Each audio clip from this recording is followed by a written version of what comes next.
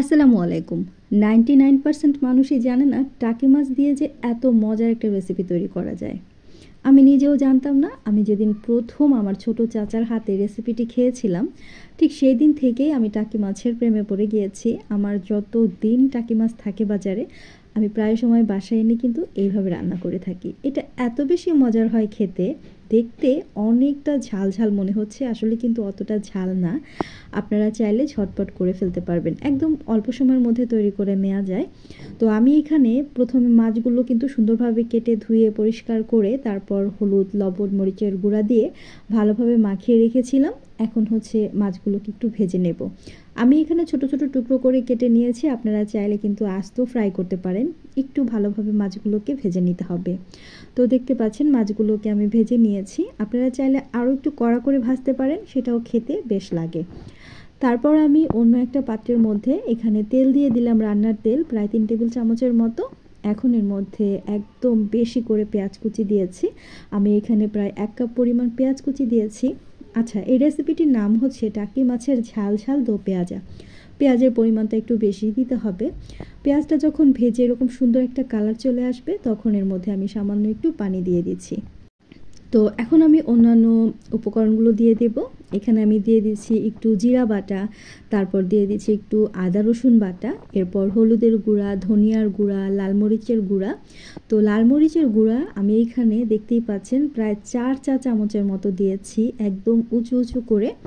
এরপর দিয়ে দিয়েছি হচ্ছে লবণ, স্বাদ অনুযায়ী লবণ দিয়ে দিয়েছি। মরিচের গুঁড়াটা দেখে অনেকেই হয়তোবা ভাবছেন যে ওরে বাবা এত ঝাল! বিশ্বাস করেন, এই রেসিপিটি যত ঝাল করে রান্না করবেন ততটাই মজা লাগবে।